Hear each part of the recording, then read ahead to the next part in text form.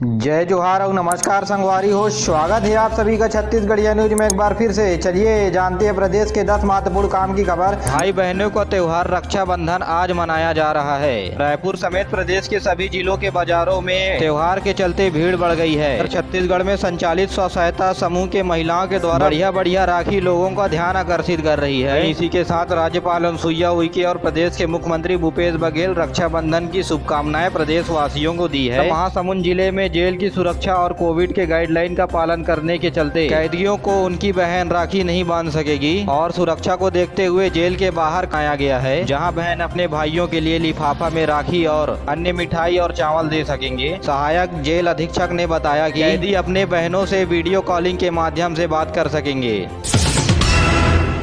CM Bhupesh Baghel ने मंच से एक बड़ी घोषणा की है। अब मनिंदगढ़ जिले के साथ चिरमिरी और भरतपुर का नाम भी जुड़ेगा। अब जिले का नाम मनिंदगढ़, भरतपुर और चिरमिरी होगा, यानी कि तीनों नाम को अब एक साथ मिलाकर लिया जाएगा। इस नए जिले को जीपीएम गौरेला पिंडा मरवाही जिले के तर्ज पर एमसीबी जिले के नाम से जाना जाएगा और इसका आभार जताने के लिए मनिंदगढ़ से कुछ लोग पहुंचे थे।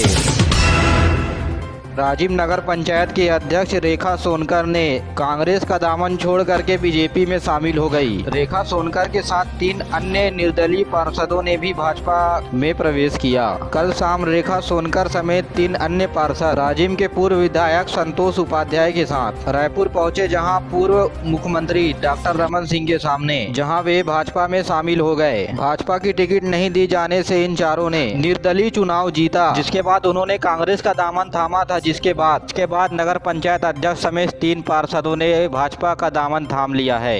इनके साथ करीब 150 कार्यकर्ताओं ने भी बीजेपी का दामन थामा।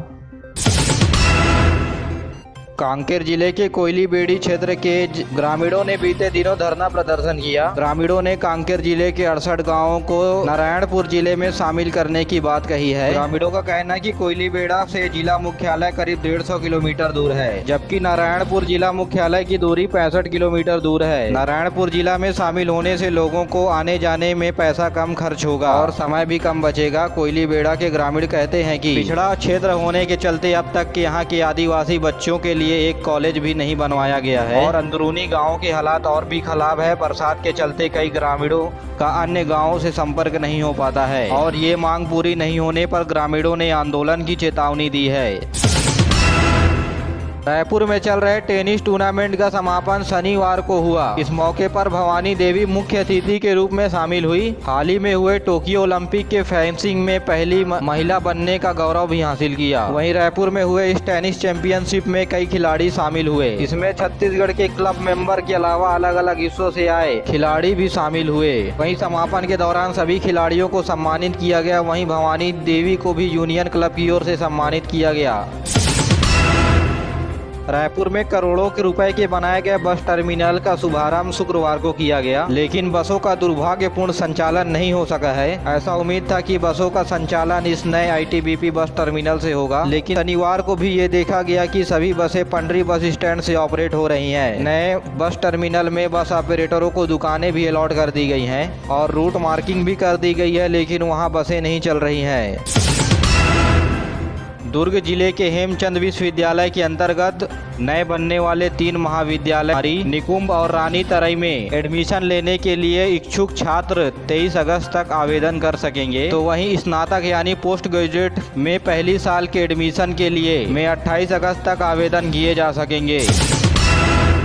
कोरोना की लड़ाई में भारत ने एक महत्वपूर्ण उपलब्धि हासिल की है। देश में 12 साल या उससे अधिक किशोर वर्ग के लोगों के लिए कोविड विरोधी वैक्सीन मिल गई है। केंद्रीय मानक औषध संगठन CDSCO ने देश में किशोर अवस्थाओं के बच्चों के लिए DNA आधारित जाइकोव-डी वैक्सीन की अनुमति दे दी है, यानी अब 12 साल से अधिक वर्ग के किशोर अवस्थाओं के बालकों और बालिकाओं को भी यह वैक्सीन लगाया जाएगा। लेकिन फर्क सिर्फ इतना होगा कि जाइकोव-डी नाम की वैक्सीन इन्हें लगाई जाएंगी। आपको बता दें कि तीसरी चरण की परीक्षण के बाद मंजूरी दे दी गई है। आपको बता दें कि इस वैक्सीन की 3 डोज दी जाएगी, तो वहीं पहली डोज लगने के बाद अगले 28 दिनों के बाद दूसरी डोज, तो वहीं दूसरी डोज लगने के 56 दिनों के बाद तीसरी डोज लगाई जाएगी। देश में आज 58 करोड़ लोगों को कोरोना की वैक्सीन लगाई जा चुकी है। वहीं स्वास्थ्य विभाग ने कोविड-19 के खिलाफ इसे बड़ी सफलता बताई है। इधर कोरोना से बचने के लिए अब तक 1 करोड़ 46 लाख से भी ज्यादा टीके लगाए जा चुके हैं।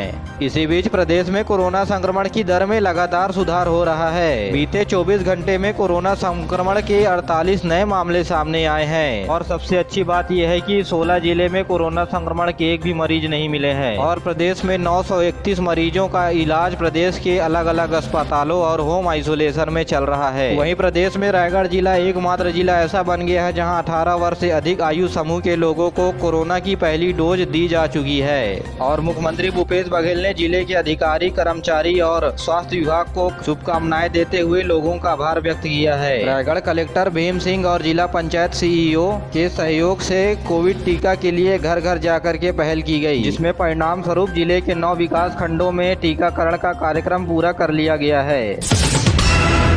इसकी आज़ादी के 75 साल के महोत्सव में अगले 1 साल तक अमृत महोत्सव बनाने के लिए प्रदेश में कई प्रकार के आयोजन किए गए, जिसको ध्यान में रखते हुए बलौदा बाजार में फिट इंडिया रन का आयोजन किया गया। नेहरू युवा केंद्र के द्वारा रखे गए ये दौड़ कलेक्टर परिसर से शुरू होकर के शहर के अलग अलग रास्तों से होकर के सरकारी स्कूल में खत्म हुआ। साथ ही इस दौरान कलेक्टर परिसर में लोगों को स्वस्थ रहने की भी शपथ दिलाई गई। अपना पक्का मकान हो, ऐसा सभी लोगों का सपना होता है। प्रधानमंत्री आवास योजना के तहत जसपुर जिले में गरीब परिवारों को आवास मिल गया है। जसपुर नगर पालिका में रहने वाले कासिम अंसारी ने बताया, प्रधानमंत्री आवास योजना के तहत घर मिलने के बाद उनकी परेशानी कम हो गई है। वहीं जसपुर के टंकी में रहने वाली आशाबाई ने भी कभी नहीं सोचा था कि उन्हें पक्का मकान मिल जाएगा। दंतेवाड़ा जिले के कटे कल्याण के जंगलों से सुरक्षा बलों ने 1 लाख रुपए के इनामी माओवादी नक्सली को गिरफ्तार कर लिया है और सुकमा पुलिस ने पिछले 1 महीने के दौरान 7 जगहों से 1000 किलो गांजा जब्त किया है और इस मामले में 14 आरोपियों को गिरफ्तार भी किया गया है। राष्ट्रपति रामनाथ कोविंद ने 105वां संविधान संशोधन अधिनियम को मंजूरी दे दी है। यह अधिनियम आर्थिक और सामाजिक रूप से पिछड़ा वर्गों के लिए उनकी जनजातियों को बताते हुए राज्य सरकार की शक्ति को बढ़ाने का काम करेगी। देश के कानून और न्याय मंत्रालय ने इस संबंध में अधिसूचना जारी कर दी है। इसीलिए अब छत्तीसगढ़ की 2 विशेष पिछड़ी जनजातियों को इस अधिनियम के माध्यम से पिछड़ा वर्ग की श्रेणी में रखा जाएगा। प्रदेश में ऑनलाइन चल रहे स्वामी आत्मानंद इंग्लिश मीडियम स्कूलों के बच्चों की पढ़ाई की गुणवत्ता को जांच किया जा रहा है। इस जांच के दायरे में गणित, विज्ञान और अंग्रेजी विषय के आधार पर बच्चों की पढ़ाई की गुणवत्ता की जांच की जा रही है। स्कूल शिक्षा मंत्री प्रेमसाय टेकाम ने कल अपने निवास स्थान से ऑनलाइन आकलन के लिए ओलंपियाड की शुरुआत किए। विज्ञान विषय में 7232 पढ़ने वाले छात्रों के लिए मुख्य परीक्षा से पहले हर विद्यार्थियों को मॉक टेस्ट कराए जा रहे हैं।